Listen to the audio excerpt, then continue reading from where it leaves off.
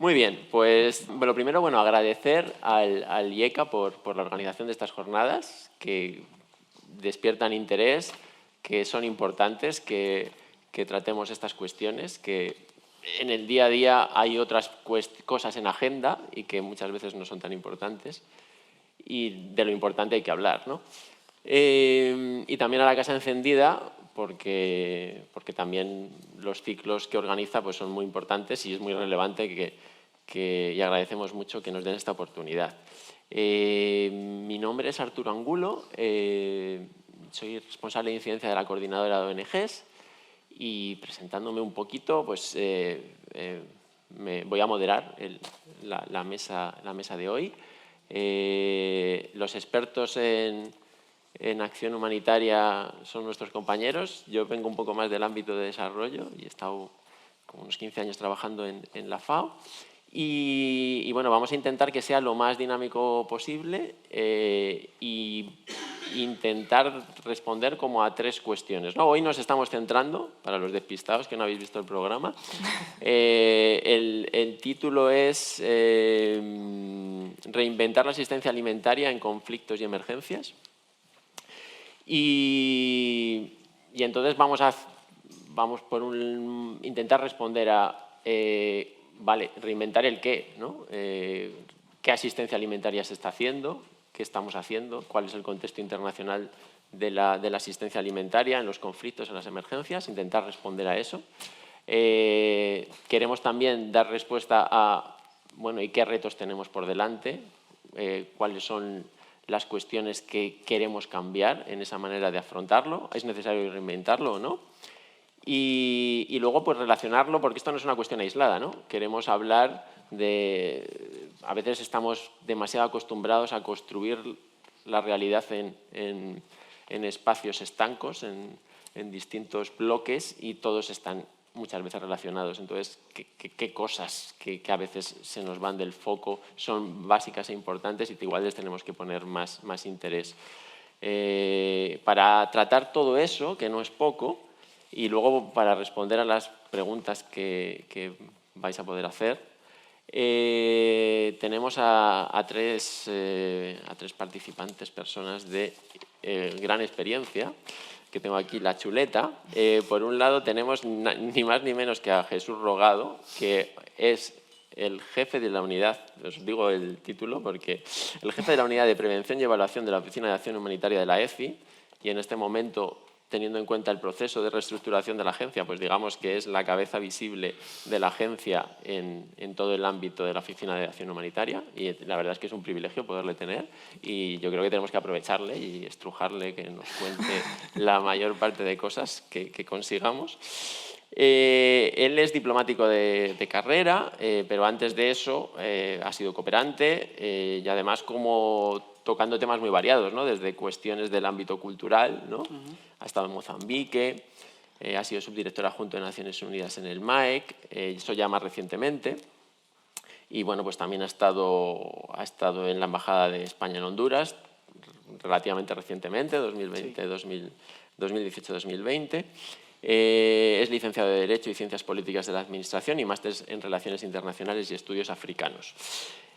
Vamos a contar también, bueno, muy buenas y bienvenido. Encantado, muchas gracias, Arturo. Tenemos también a Lorena Auladel, que es especialista en seguridad alimentaria de Save the Children, una de las grandes ONGs españolas, bueno, internacionales, que tiene bastante presencia en España. Ella es socióloga, con un máster en la UOC y también con el máster de Goa, que no sé si alguno de los que están por aquí seguro que ha hecho.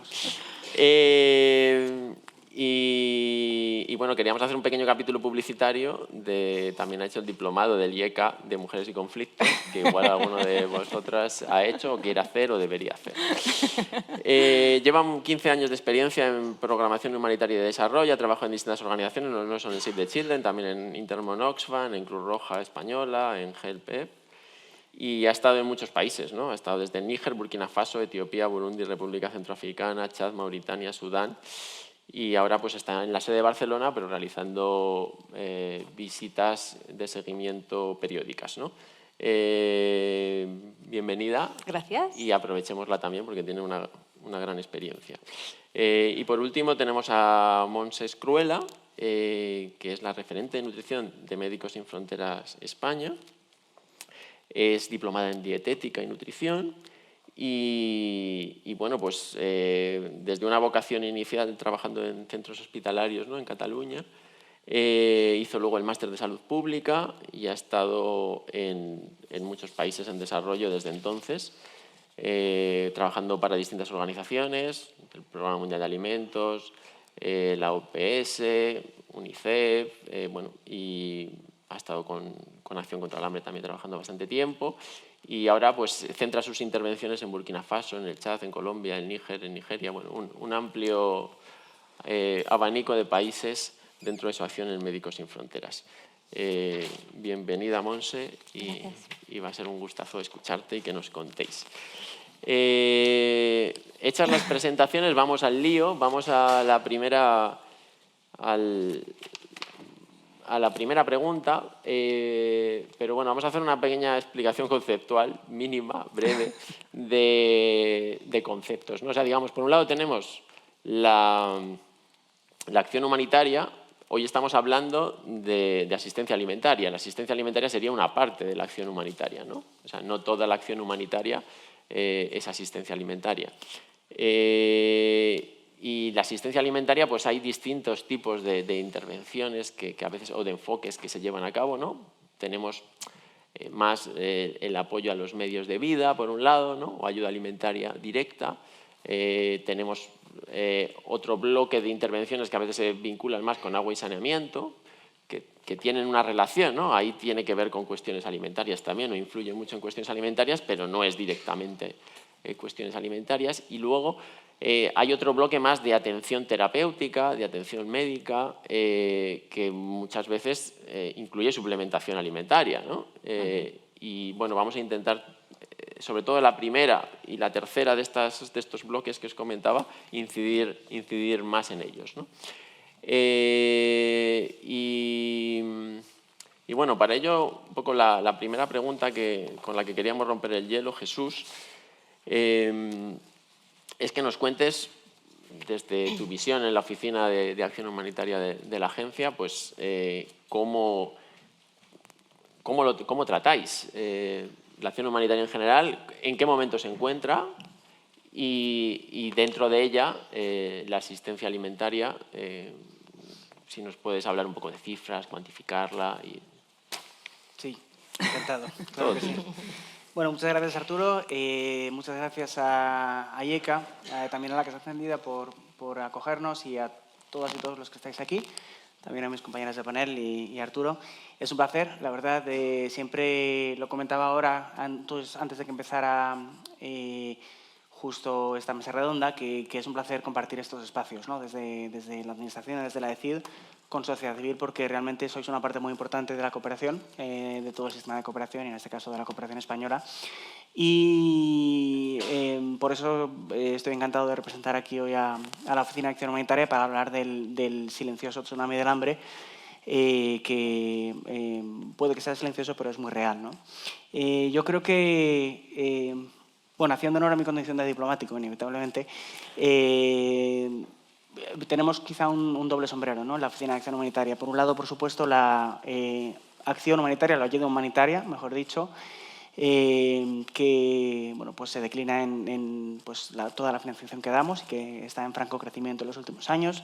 Pensad que hemos pasado de presupuesto ejecutado de la Oficina de Acción Humanitaria de 44 millones de euros en el año 2019 a 114 millones de euros el año pasado.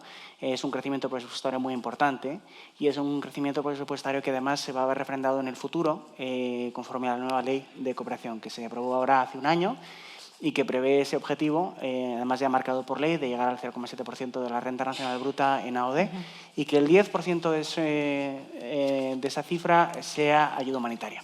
Yo creo que es algo muy importante y que además en lo que España yo creo que ha sido prácticamente pionera. Pero, como os decía, hay una dualidad. Por un lado está la acción humanitaria o la ayuda humanitaria, y por otro la diplomacia humanitaria. ¿Y por qué digo esto? Porque Yo creo que cuando hablamos de la inseguridad alimentaria hay una cuestión muy importante, y es que el 85% de las crisis alimentarias están vinculadas a conflictos armados. Eso es lo que hace que la diplomacia humanitaria, yo creo, sea tan relevante. No hablamos únicamente de asistencia alimentaria, sino también de poner los medios para que esos conflictos tengan un menor impacto en la población, hay una mayor protección de los civiles y se pueda atender mejor a sus necesidades. No quiero extenderme demasiado porque entiendo que esto va a ser más una conversación, pero por poner un poco cifras al problema, según el PMA, el año pasado había 345 millones de personas en inseguridad alimentaria, en situación de inseguridad alimentaria aguda. Estos son personas que están en riesgo de morir y que no saben cuándo va a ser su próxima comida o de dónde va a venir. Y a la vez había 783 millones de personas, casi el 10% de la población mundial, en situación de hambre crónica. Son personas que se van a la cama con hambre. Y como os decía, el hambre está muy vinculada a los conflictos armados. No es privativa de ninguna región. Ahora mismo aproximadamente hay 110 conflictos armados en el mundo. Si pensamos en Colombia, por ejemplo, según el Comité Internacional de la Cruz Roja, únicamente en Colombia hay 7 conflictos armados actualmente. Pero hay muchos, por desgracia, hotspots o puntos calientes del hambre, ¿no? De hecho, el PMA y la FAO publican regularmente un informe precisamente de los puntos calientes del hambre. El último, que se publicó en octubre, si uno busca la palabra conflicto, aparece 113 veces. Y si uno mira al mapa donde se encuentran esos puntos calientes, verá una gran presencia del Sahel. El Sahel que el verano pasado concentró el 22% de las muertes en conflictos, ¿no? Yo creo que eso es algo muy a tener en cuenta. Cuando hablamos de conflictos hablamos de bloqueo físico de las personas, en situaciones de confinamiento de comunidades como en Colombia, en utilización de minas y minado de campos de cultivo, por ejemplo en Ucrania, destrucción de infraestructura crítica, lo hemos visto en Ucrania, pero lo estamos viendo todos los días en Gaza, evidentemente. Obstrucción de la ayuda humanitaria, también, por supuesto, lo vemos en Gaza, pero también lo vemos en otros lugares, como Sudán. Desplazamiento forzado. Si pensamos en Afganistán, por ejemplo, hay 5,8 millones de personas desplazadas internas y refugiadas en total, computando todo. Con lo cual, aquí vemos que todas estos factores afectan a la inseguridad alimentaria y yo creo que, aparte, por supuesto, de la ayuda humanitaria que damos, también en la ECID del año pasado, de esos 114 millones que os he dicho, unos 20 millones aproximadamente fueron dedicados a seguridad alimentaria y nutrición. Un poco más, casi 23 millones, eso es el 20% aproximadamente de nuestra ayuda. Pero también hay una dimensión, como os digo, de diplomacia humanitaria y yo creo que también tendremos ocasión de hablar más adelante, pero por el momento, bueno, pues lo quiero dejar ahí y luego continuamos la conversación. Gracias, Jesús. Lorena, desde nos contextualizaba un poco Jesús dónde estamos. Desde una ONG como Save the Children, ¿qué tipo de intervenciones en el día a día se realizan, ¿no? Sí, bueno, desde Save the Children y las diferentes que trabajan en acción humanitaria en seguridad alimentaria, normalmente trabajamos con varias modalidades. Me imagino que aquí hay compañeros y compañeras de la profesión. Voy a hacer un poco un paso atrás y explicar desde dónde partimos, ¿no? Normalmente, cuando hablamos de seguridad alimentaria, hablamos de los 4 pilares básicos de la seguridad alimentaria, que son la disponibilidad, el acceso, la utilización y la sostenibilidad. Entonces, la disponibilidad es que la comida, que los alimentos estén físicamente, que los podemos encontrar en los graneros, en los campos, en los mercados, en las tiendas. Entonces, nos fijamos en este primer pilar. Tenemos un segundo pilar que es el acceso, es decir, que esta comida las personas nos podamos beneficiar a través de la compra, a través de la propia cosecha, a través de los regalitos, ¿no? El tupper que te da mamá también es una manera de tener acceso a la comida. Y luego tenemos la utilización, pues que esta comida al fin y al cabo sea nutritiva, ¿no? Que realmente satisfaga las necesidades nutricionales y calóricas. Y luego el cuarto pilar es un poco lo que llamamos la sostenibilidad, es decir, ¿cuánto durará todo esto? ¿Durante cuánto tiempo tendremos disponibilidad? ¿Durante cuánto tiempo tendremos los mercados abastecidos, ¿no? Puede venir un tsunami y acabar con todo. Puede ser que haya una sequía y que cada vez los mercados tengan menos ítems, ¿no? Entonces, preguntarnos por esto. Nos preguntamos sobre la sostenibilidad del acceso. Muy bien, las personas ahora mismo pueden tener dinero para acceder, para comprar, pero a lo mejor hay una crisis que en unos meses ya no van a tener este acceso, ¿no? Este dinero para comprar. A lo mejor pues pasa cualquier shock climático y las carreteras quedan bloqueadas y a pesar de que hay comida al otro lado de la carretera no pueden ir. Entonces, ver durante cuánto tiempo vamos a tener este acceso o no. Y finalmente la utilización, ¿no? Puede ser que en según qué épocas, cuando las épocas de la cría de las vacas, en según qué contextos, no hay disponibilidad de carne o de leche porque realmente es un momento en que están centrados en eso, ¿no? Los medios de vida dependen del ganado y en ese momento pues no hay disponibilidad de nutrientes o de proteínas. Entonces, con estos 4 elementos, nosotros cuando hay una crisis, lo que hacemos es hacer análisis, cómo esa crisis ha minvado, ¿no? O ha afectado en estos 4 elementos. Entonces, la idea aquí es hacer análisis, es decir, conocer el contexto, estar allí y, sobre todo, el centrarnos en la población que vive o que ha sufrido, que nos expliquen cómo ha variado.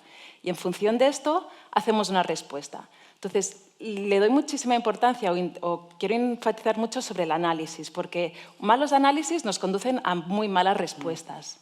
Entonces, si no hacemos análisis completos, podemos hacer el harm, ¿no? Que tenemos tan presente en lo humanitario, el daño, cosas, o a lo mejor con toda la buena intención podemos al final colapsar mercados, podemos colapsar economía familiar, podemos dar alimentos que luego los van a tirar porque no están adecuados. Entonces, bueno, los análisis son súper importantes y esencial y eso es como algo muy, muy clave. Entonces, una vez hemos hecho estos análisis, ¿no? Pensamos en una respuesta, vale, aquí está la situación, ¿qué es lo que hacemos? Entonces, ¿cuál es la tendencia última? La tendencia es dar dinero, el cash. Ahora mismo, lo primero que hacen las ONGs, o lo primero que cuando pensamos en la asistencia alimentaria, pensamos en cash, en dar dinero. ¿Por qué? Porque ahora mismo creo que con el enfoque de derechos, dando esta capacidad de agencia a las personas y dando esta capacidad de poder elegir, es la opción más viable y más coste eficiente. Yo siempre digo, ¿no? Que el cash es como cuando tú te quedas en paro, ¿no? Cuando nosotros nos quedamos en paro, yo me he quedado algunas veces, evidentemente si voy a la oficina y me van a decir, no te voy a dar dinero, te voy a dar un cupón para que compres en el mercado, te voy a dar un cupón para que vayas a Zara a comprarte la ropa y un cupón para que vayas a no sé qué a comprarte los zapatos. En ese momento yo, colapsaría y la armaría, ¿no?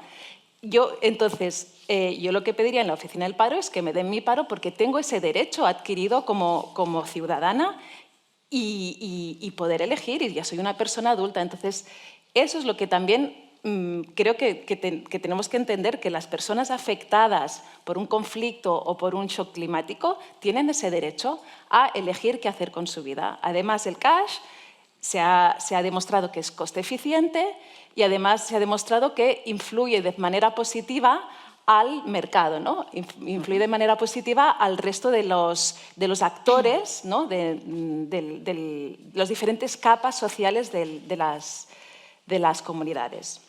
Entonces, esta es la primera.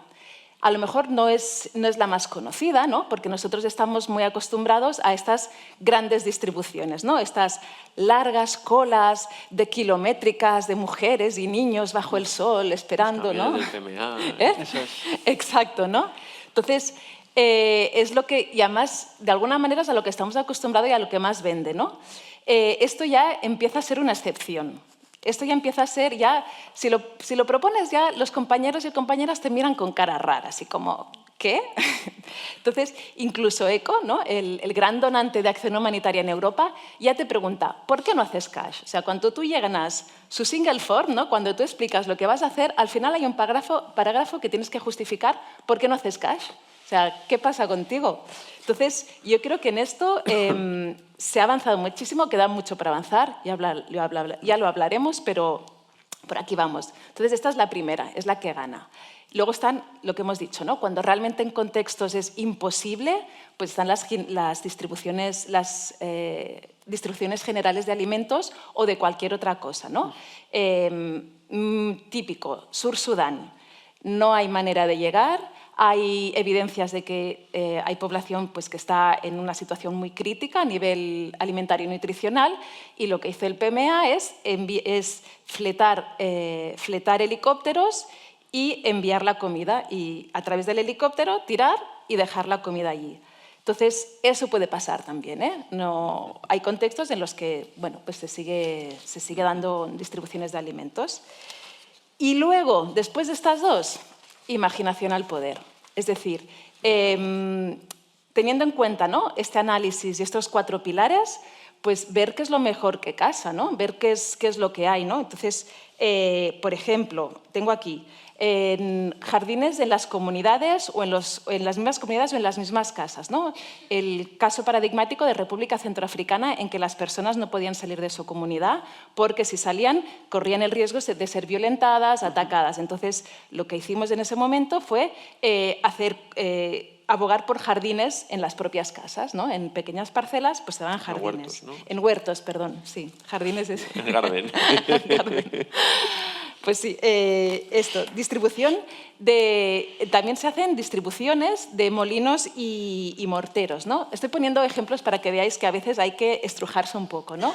En Sur Sudán también el PAM hizo una distribución de alimentos del Programa de Alimentación Mundial, pero dio unos granos que luego, para cocerlos, necesitaban mucha agua y mucho combustible, y en medio del Sur Sudán, en Mincaman, pues las personas no podían ni cocer, Entonces, lo que hicimos con la ONG en la que trabajaba en ese momento fue distribuimos morteros y molinos, ¿no? para poder hacer el grano, y a la vez hicimos como pequeños grupos de solidaridad entre las personas para la gestión del molino, Entonces, actividades de educación financiera, apoyo y acompañamiento a cooperativas ya existentes. Entonces, lista interminable. Lo que pasa es que, lo que decía, ¿no? Si haces un buen análisis, puedes encontrar dar un montón de... O sea, proveer un montón de respuestas. Muchas gracias. Ajá. Bueno, tenemos ese panorama. Ahora con Montse nos vas a contar un poquito cuando la cuestión ya se hace un análisis más de una salud desde un punto de vista médico, desde Médicos Sin Fronteras, cómo lo trabajáis, ese tipo de atención, de suplemento, que también incluye cuestiones alimentarias, ¿no? Sí, vale, gracias. Bueno, nosotros abordamos ya en el momento que llega la malnutrición, ¿no? Como consecuencia de esta situación de inseguridad alimentaria o de falta de acceso a la salud.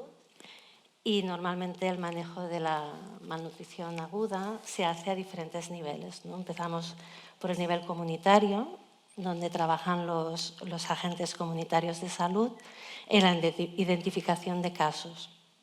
Identificación temprana de niños con malnutrición para poderlos referir al siguiente nivel. Siguiente nivel estaríamos hablando de la atención primaria, lo que sería pues, un puesto de salud o un centro de salud, donde serán atendidos. Cuando los casos son más graves, entonces ya pasamos al nivel secundario, que sería el hospital, ¿no? Entonces, en todas estas infraestructuras utilizamos protocolos para el manejo de la malnutrición.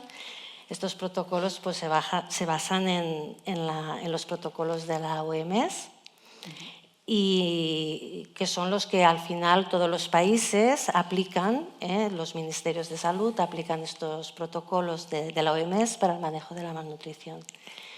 Nosotros, MSF, pues, o sea, Médicos Sin Fronteras, además de tener estos protocolos, que es la base de nuestros protocolos también, pues es cierto que la experiencia en diferentes países, en muchos países, nos dan la posibilidad de complementar los protocolos con nuestra experiencia, ¿no? Y entonces esto nos da una mayor posibilidad de atención a los casos de malnutrición, ¿no?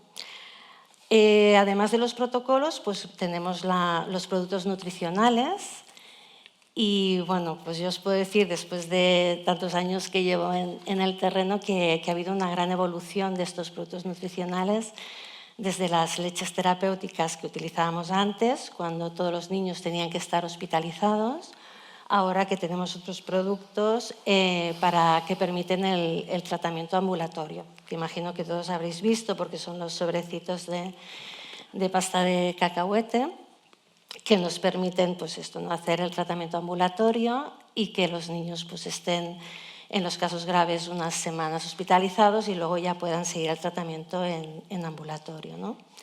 Entonces, bueno, pues además de los protocolos, de todos estos productos nutricionales, pues está el personal sanitario, ¿no? En Médicos Sin Fronteras, como la mayoría de las organizaciones, intentamos trabajar con todo el personal que está disponible en estos diferentes centros de salud, ¿no? ¿Qué ocurre? Que a veces, pues, donde estamos trabajando son sitios, pues eso, afectados por el conflicto, ¿no?, como explicaba Jesús, o donde el acceso es muy difícil y a veces, pues, el personal sanitario, pues, tampoco está presente, ¿no? Entonces, es, bueno, pues cuando tenemos que movilizar a lo mejor personas de otra parte del país y llevarla a ese lugar, tenemos que hacer formaciones, capacitaciones. Y bueno, esto es un poquito el manejo del tema de la nutrición, ¿no? Como organización médico-humanitaria, pues abordamos otros temas de salud. Bueno, desde la vacunación, ¿no?, temas más de preventivos como niveles de cirugía o de maternidad, ¿Y qué parte, más o menos, si pudiésemos decir parte proporcional del trabajo, se vincula a cuestiones de lucha contra la desnutrición? Mira, me gusta mucho que me hagas esta pregunta porque Raquel me ha ayudado a prepararme las últimas cifras. Entonces, mira, te cuento que el año pasado, en 2023, para todo lo que era el tema de vacunación y sarampión, pues hicimos el 2,5% de las intervenciones, ¿no? La mayoría de nuestras intervenciones se basan en los conflictos armados, entonces ahí estamos en el 79,2%. Eso quiere decir que estamos dando respuesta a todo lo que implica un conflicto armado, desde todos los proyectos de violencia y la atención humanitaria, o sea, la atención sanitaria, etcétera. Pues estamos viendo un poco el panorama, hemos visto un poco el panorama. Ahora queremos centrarle un poco a los retos, ¿no? ¿Qué retos nos encontramos? ¿Qué dificultades? ¿Con qué cosas haríamos mejor este trabajo? Y empezando por Jesús, ¿cómo ves los retos que tiene la ECI? Ahora que está en un momento esperanzador, ¿no? Con la ley de la que hemos hablado, con una reforma de la agencia en marcha, que todos estamos esperando. Hablabas de que la ley dice lo del 10%. Si hacemos un poquito de cálculos, así, yo ya los he hecho así como rapiditos, para 2030, si llegamos al 0,7 y teniendo en cuenta la evolución del PIB español, serían unos 10.000 millones de euros anuales. Un 10% de 10.000 millones es fácil, es calcular, serían 1.000 millones. Con lo cual, digamos que estaríamos viendo un escenario de 1.000 millones de euros para acción humanitaria por parte de España. En estos momentos nos comentas que estamos en los 100, ¿no? O sea que tenemos que multiplicar por 10. O sea, que el desafío presupuestario de incremento de capacidad para llegar a cosas que no estamos llegando, porque el problema es que hay muchas, y aquí también quería preguntar, ¿a cuántas? Decías que había salido hace poquito, nos comentabas antes el informe de la situación de los conflictos y la acción humanitaria a nivel global. ¿cuáles son los retos para la agencia y qué nos puedes decir? Si tenemos 1.000 millones de presupuesto, vais a tener que venir todos a trabajar a la Oficina de Acción Monetaria, me parece. A gestionar esos 1.000 millones, ¿no? Mucho dinero. Pero bueno, mira, muchas gracias. Yo creo que hay varias cosas aquí. Primero, efectivamente, estamos en un proceso de crecimiento, hay un proceso de reforma también en marcha, pero más allá del panorama quizá poco esperanzador al que he aludido antes, bueno, hay otra cuestión de la que no hemos hablado, que son las emergencias climáticas y el impacto cada vez mayor de los desastres naturales, ¿no? Y eso también tiene un efecto en la inseguridad alimentaria, eso por supuesto, y quizá también haya espacio después para hablar. Pero, por añadir un poco más de leña al fuego, estamos en una situación bastante compleja, no ya únicamente en lo que se refiere a la inseguridad alimentaria, sino desde el punto de vista humanitario, ¿no? Justo tú te referías precisamente a esas cifras en las que también hemos hablado un poco antes de que empezara la charla, y hemos hablado sobre el último panorama global humanitario, el Global Humanitarian Overview de OCHA, que se publicó en diciembre, el pasado diciembre. Todos los años OCHA publica sus perspectivas para el año que viene. Las de este año son poco alentadoras, ¿no? Habla de 300 millones de personas en situación de necesidad humanitaria, de 180 millones de personas como objetivo, son las personas con mayores necesidades humanitarias, y lanza un llamamiento de 46.400 millones de dólares.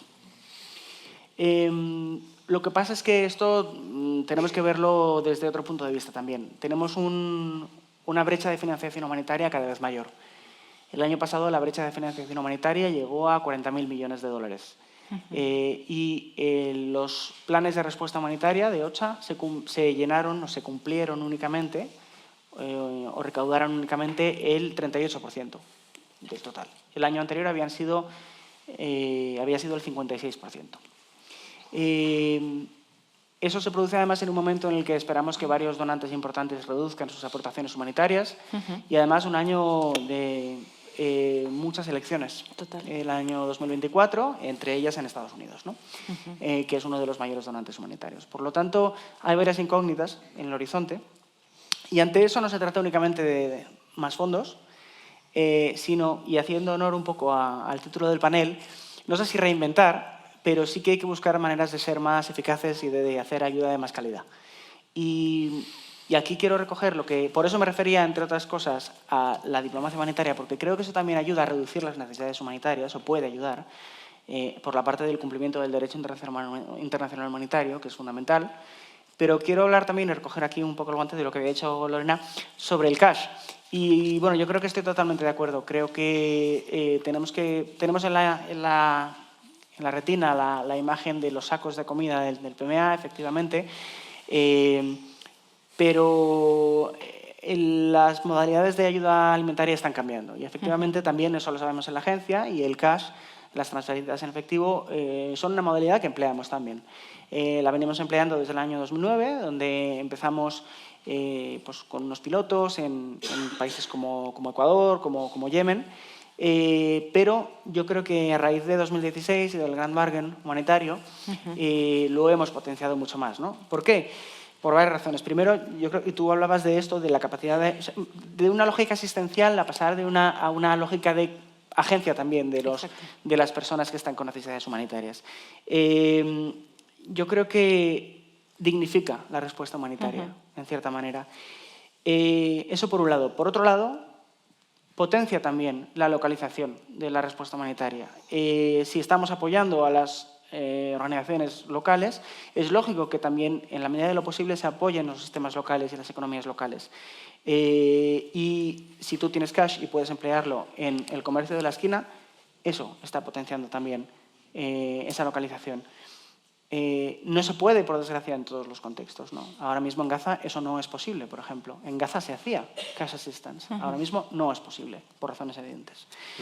Y luego, además, reduce los costes de logística. Los costes de logística pueden llegar a ser más del 60% de toda una operación humanitaria. Por lo tanto, es algo muy a tener en cuenta, ¿no? Y eso nos ayuda a ser más eficaces y eso también contribuye a cerrar la brecha de financiación humanitaria. Aparte de que, bueno, pues cuando tú tienes digamos, una ayuda física, pues hay un riesgo de que un grupo armado pueda apropiarse de él y utilizarlo posteriormente. Entonces, como digo, yo creo que parte de los desafíos consisten en trabajar para hacer una ayuda humanitaria también de más calidad y no únicamente más cantidad. Muchas gracias, Jesús. Lorena. Y desde el punto de vista de las organizaciones, sí. Los aprendizajes en... Totalmente de acuerdo con lo que ha dicho Jesús, ¿no? Que a lo mejor hace falta una ayuda humanitaria de más calidad. No es que no queramos, pienso es que los desafíos son enormes, ¿no? Sí, no es fácil. Y sobre todo también porque a mí me gusta mucho el título, ¿no? El reinventar la acción humanitaria. O como siempre hablamos de escenarios muy complejos, ¿no? Y yo pienso, es que desde que el mundo es mundo, los escenarios son complejos. Es decir, cuando trabajamos con sociedades, hay miles de historias, ¿no? Antes Alicia me explicaba que ya estuvo en en Filipinas. Yo también tenía en la memoria, ¿no? Que después del tsunami en Filipinas, las personas que llegaban en Filipinas se pensaban que era dar y ya está. En Filipinas hay un conflicto armado crónico, hay milicias, hay rivalidades entre clanes. En Sur Sudán también parece ser que también quieren... Parece ser que sea también la lucha entre dos políticos para guardar su riqueza, y en realidad es mucho más intrínseco, ¿no? O sea, hay mucho más caldo de cultivo por allí. Entonces, yo lo que personalmente creo, no manifiesta lo que piensa mi ONG, no lo sé, es broma, pero que es que... lo que estamos haciendo ahora es complejizar la respuesta. Es decir, pasamos lo que decías, de una visión asistencialista, los 25 kilos, porque lo hacemos desde un punto de vista asistencialista y del buen samaritismo, a uno de derechos, de dignidad, de localización, ¿no? De tener en cuenta, y entonces todo esto nos hace pensar, evolucionar y complejizar todo, ¿no? Entonces, esta reinvención es dada porque poco a poco, todavía nos queda muchísimo por recorrer, pero poco a poco por fin estamos entendiendo que tenemos que localizar más este enfoque de derechos, tener en cuenta todas las diferentes barreras por razón de género, cuando hablamos también de las personas con movilidad reducida. Entonces, vamos poniendo todos estos ingredientes, ¿no? en nuestra respuesta y las vamos complejizando, ¿no? Y entonces yo pienso que este es un gran reto, ¿no? Y esta calidad vendrá con esto, ¿no? Vendrá esta calidad cuando vayamos incorporando todos estos elementos cualitativos, pero que hasta que no cojamos el hábito, ¿no? Va a pasar mucho tiempo, ¿no? Porque ahora mismo, pues eso, cuando hacemos análisis de seguridad alimentaria, no que si el género, no que si las personas con discapacidad, no sí que los jóvenes con adolescentes, ¿no? Entonces, ¿no? Todavía estamos reinventándonos, intentando meter todos estos parámetros, ¿no?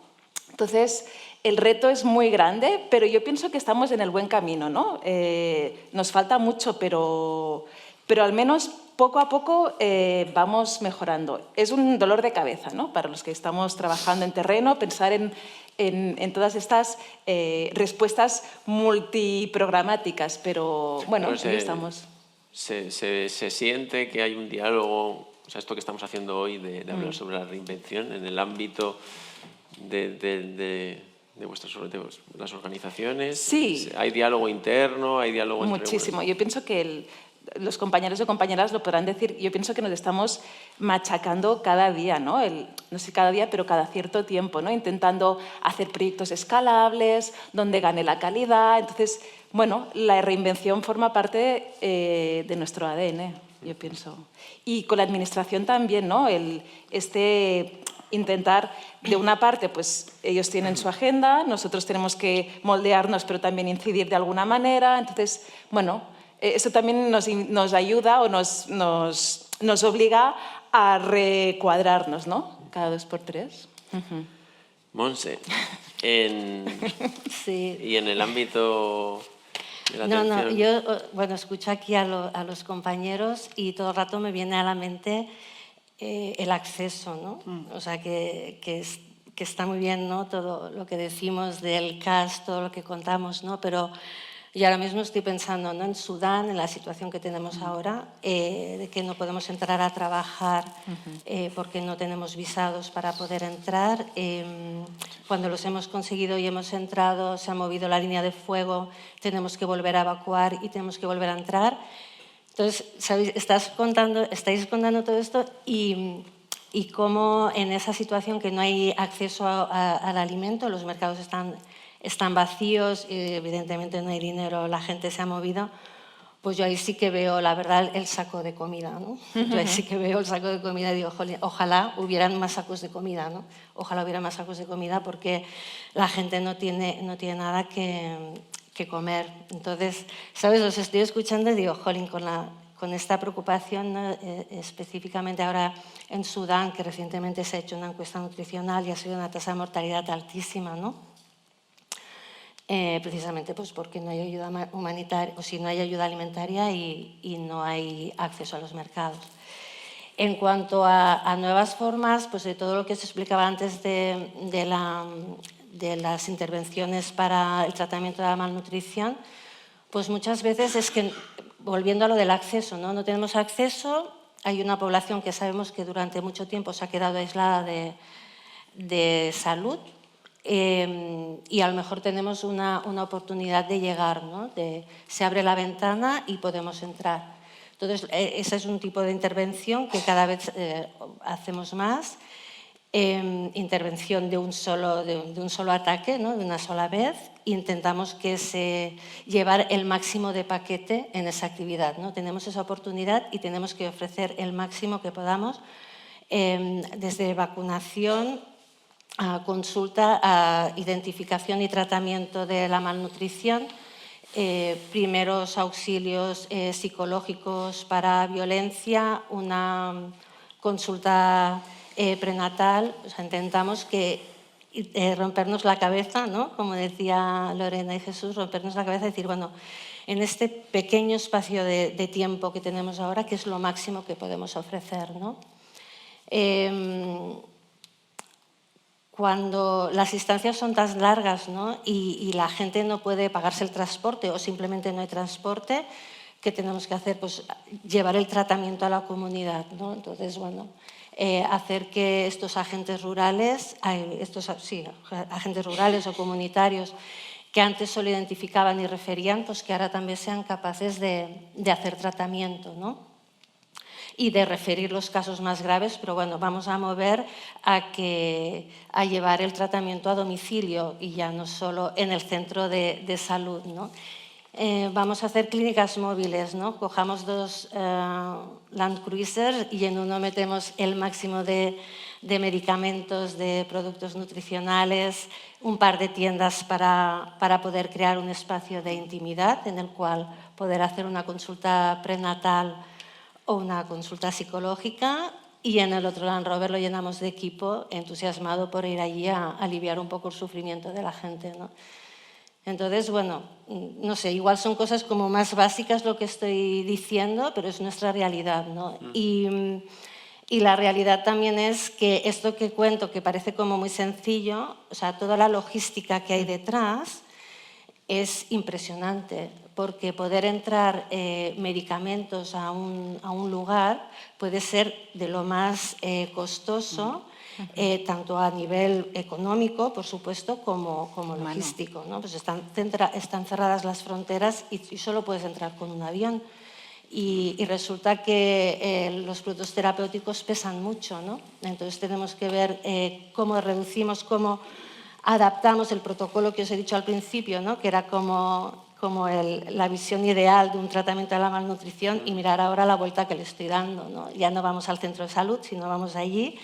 Ya no hemos de reducir el tratamiento porque si no pesa mucho y en el avión hemos de rentabilizarlo.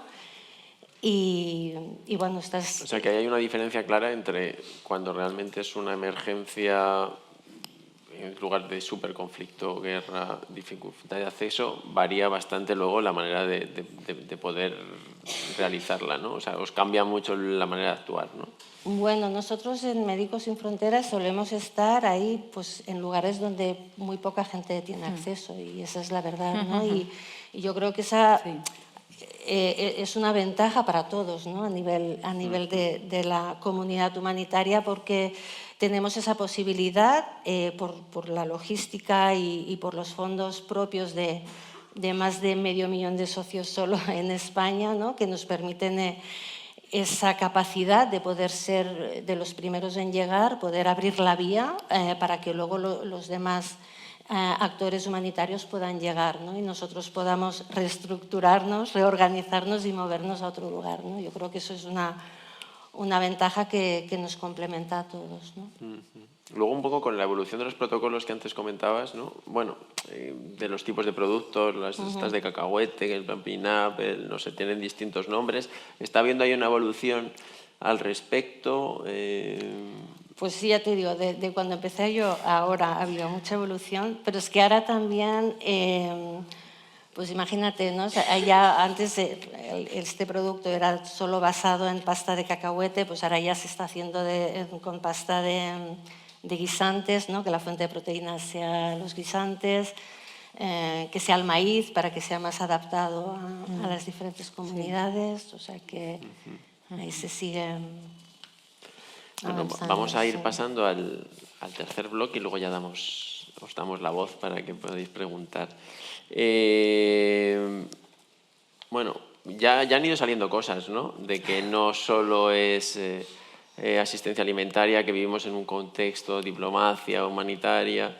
Pues aquí os quería dejar un poco libertad para que profundicéis en qué cuestiones consideréis que son claves para que realmente sea más efectiva la asistencia alimentaria o la atención de las emergencias o de los conflictos, o que no se produzcan, ¿no? Que sería lo ideal, ¿no? ¿Empiezo yo? Sí. Sí, bueno, pues retomando lo que han dicho Lorena y Monse, yo creo que lo apuntaba Lorena, la importancia de los análisis y siguiendo lo que ha dicho Monse ahora, que la intervención sea ajustada al contexto, ¿no? Evidentemente no es lo mismo la respuesta humanitaria que tú vas a dar a refugiados venezolanos en Colombia, por ejemplo, o en Ecuador o en Perú, que la respuesta que vas a dar en Sudán del Sur o en Sudán o en lugares con mucho más difícil acceso. Eso siempre hay que tenerlo en cuenta para diseñar la intervención humanitaria más adecuada, por supuesto. Eso es un mensaje.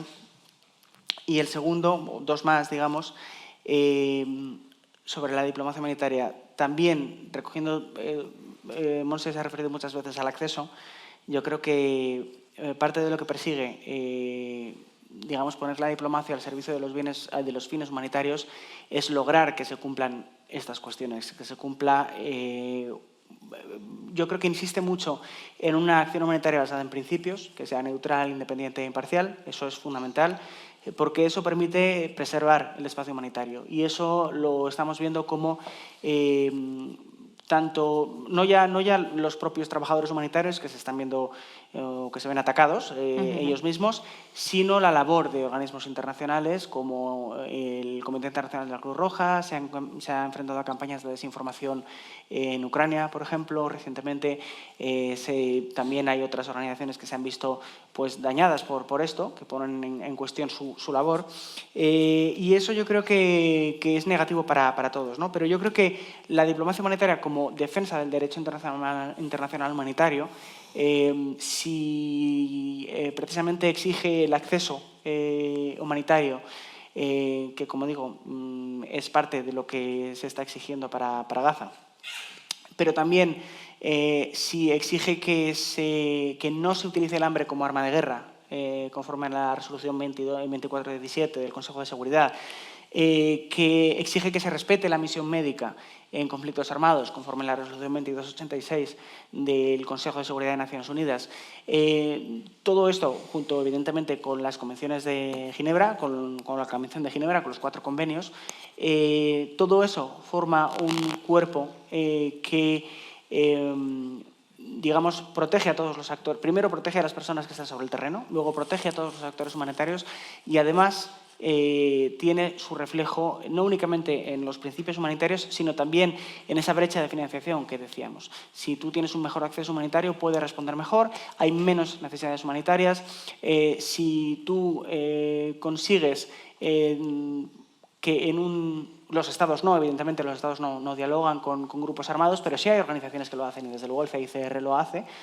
Si tú dialogas con un grupo armado y consigues que se respeten, por ejemplo, el no reclutamiento de niños, si consigues que se respete pues, cuestiones como la violencia basada en género, si haces avances en esos campos, se reducen las necesidades humanitarias. El problema es que estos diálogos requieren tiempo y requieren que se desarrolle una confianza, ¿no? No se puede cerrar el grifo y volver a abrir. Entonces es complejo. Pero yo creo que la diplomacia humanitaria es una parte muy importante de esto. Probablemente muchos sepáis que España aprobó en enero del año pasado su primera estrategia de diplomacia humanitaria. Tiene 3 ejes: la prevención y resolución de conflictos, la promoción y la defensa del derecho internacional humanitario y la protección, sobre todo de grupos más vulnerables, ¿no? Entonces, sobre esa, yo creo que esa estrategia da coherencia tanto hacia afuera como hacia adentro, porque también se ha tenido un contacto, un diálogo con organizaciones de la sociedad civil para ver cómo se aplica esa estrategia. Y yo creo que permite a toda la Administración también tener en cuenta determinadas cuestiones importantes humanitarias, incluso en el propio Ministerio. Y para eso quiero hablar, por ejemplo, de la cuestión de las sanciones y de su impacto humanitario. En diciembre de 2022, el Consejo de Seguridad de Naciones Unidas adoptó una resolución, la 2664, que impulsaron Irlanda y Estados Unidos, para tener en cuenta a la hora de poner en marcha un régimen de sanciones desde un principio las exenciones humanitarias, para que los actores humanitarios puedan operar, para que puedan realizar una transferencia cuando sea necesario, para que no la bloquee un banco y para que tengan mayor acceso humanitario precisamente y el sistema o las sanciones no lo impidan. España, desde luego, y no es únicamente la Oficina de Acción Humanitaria, sino el Ministerio de Exteriores, tiene ese estándar, el de la 2664, como estándar actual y durante nuestra presidencia del Consejo hemos propiciado en las negociaciones en Bruselas que se adopten o que se adecúen 12 regímenes de sanciones europeos a esa resolución, ¿no? Yo creo que es un ejemplo de cómo la diplomacia humanitaria puede ayudar precisamente a que haya más acceso y a facilitar las operaciones humanitarias. Y tercera idea, que no va a ser tan larga como esta segunda, una cuestión que no hemos tratado todavía, pero también podemos tratar, es el trabajo con el enfoque de triple nexo. Yo creo que no es la panacea, hay mucha literatura al respecto. Explícanos un poquito. El triple nexo, sí, claro, encantado. El triple nexo, el enfoque de triple nexo o nexo humanitario, desarrollo y paz, consiste en tener un enfoque de intervenciones que tengan en cuenta esas 3 dimensiones, tanto la dimensión de construcción de la paz, como la dimensión humanitaria, como la dimensión de desarrollo, que ya se extiende un poco más a recuperación temprana, que tiene más una lógica de intervenciones más estructurales y más duraderas. Muchas veces nos encontramos con contextos humanitarios en los que esos 3 elementos se dan, ¿no? Tenemos, por ejemplo, Colombia, un país OCDE, un país con unas necesidades humanitarias enormes, con 8 millones de personas en necesidad humanitaria y con 7 conflictos armados. Y ahí, por ejemplo, sí que hay un espacio importante para proyectos o intervenciones de nexo que pueden pasar muchas veces únicamente por una mayor coordinación, de la manera más sencilla, pero luego se puede hacer mucho más complejo, ¿no? Pero yo creo que eso es esencial para tener una respuesta coherente. No se puede aplicar o no se aplica a todos los contextos, pero sí a algunos, ¿no? Entonces, también ese triple nexo estamos tratando de fomentarlo y propiciarlo mucho desde la agencia y desde la Oficina de Acción. No solo desde la Oficina de Acción Humanitaria, sino desde toda la agencia. También los actores desde toda la cooperación. De hecho, bueno, ahora, para los que no sepáis, se está trabajando en el 6º Plan Director de la Cooperación Española, que esperamos que vea la luz en los próximos meses. Y el tema del triple nexo es una de las cuestiones que está en la agenda, ¿no? De ser incluido. Vamos a ver cómo entra. ¿Sigo con la lista de los Reyes sigue Magos? Con la lista No, la verdad es que yo solo quería añadir una cosa más, ¿no? Una idea que yo estoy totalmente y absolutamente de acuerdo con la diplomacia humanitaria, es necesaria, es intrínseca, es la manera de acercarnos, pero yo también pienso en la diplomacia estructural, es decir, si le hacemos caso al hambre, el hambre es estructural en muchas zonas de nuestro mundo y hay que atacar eso. O sea, normalmente estábamos hablando del Sahel, ¿no? Como creo que has dicho la cifra, que el 85% del Sahel, el 85%, ahora me has dicho algo. El 85% de las crisis alimentarias, según el FMA, están asociadas a conflictos armados. Conflictos armados, pero en el Sahel hace 15 o 20 años que realmente hay una inseguridad alimentaria estructural y es verdad, los conflictos armados se han recrudecido, ¿no? En los últimos 5 años, ¿no? Burkina, Níger, Mauritania todavía está allí, pero a ver en las próximas elecciones si entran o no entran.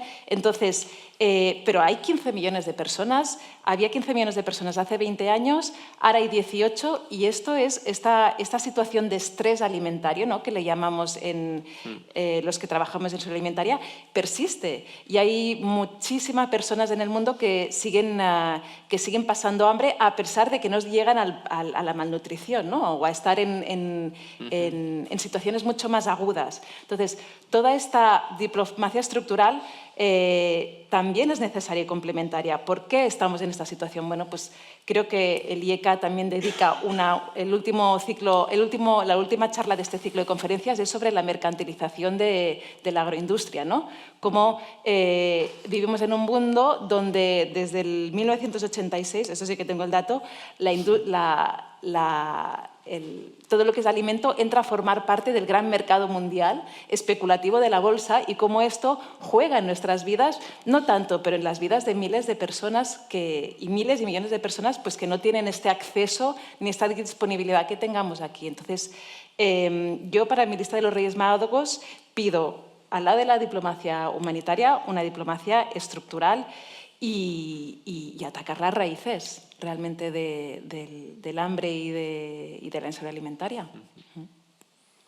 Monse, ¿qué pedimos a los Reyes Magos? Bueno, yo no estaba pensando tanto en los Reyes Magos como pensando un poquito en lo que decimos ahora de la financiación, ¿no? De que, bueno, afortunadamente, por lo que nos ha comentado Jesús, aquí en España ha mejorado mucho. Va a haber Reyes Magos. Y me alegro enormemente, ¿no? Pero la realidad que vemos en el terreno, ¿no? Y es que cada vez hay más necesidades a nivel de inseguridad alimentaria y a nivel de malnutrición debido a conflictos armados, las sequías, el cambio climático, etcétera, etcétera. Y la financiación cada vez es menor. O sea, las grandes agencias, el PAM, el Programa Mundial de Alimentos, sabemos que está en crisis porque en casi todos los países pues, se está acabando o nos están anunciando que las distribuciones generales de alimentos se van a reducir, que las actividades que se hacen preventivas se van a reducir, etcétera, etcétera. No sé, yo ahora mismo estoy pensando en Níger, por ejemplo, y Níger no están cubiertas los tratamientos nutricionales a partir del mes de marzo, ¿no? Entonces, bueno, Níger está en Sahel, Níger hay una prevalencia de la malnutrición muy elevada y las fronteras están cerradas, sabemos que ha habido un golpe de Estado, etcétera, etcétera. Entonces, o sea, no sé cómo... O sea, no es tanto los Reyes Magos como un poco la teoría y luego la realidad, ¿no? Que nos encontramos de que yo mañana tengo una reunión con Níger y vamos a ver un poco cómo damos soporte al Ministerio, porque ya el Ministerio está pidiendo que cuáles son los stocks de las ONGs que estamos trabajando allí para ver si se puede cubrir el tratamiento de mañana, o sea, no el tratamiento de cuando tengamos el pico de malnutrición, sino el tratamiento de los niños malnutridos de mañana, ¿no? Porque eso no hay. Entonces, un poco esto, ¿no? Que igual yo lo que pediría es un poco que la teoría y la realidad estuvieran más cerca.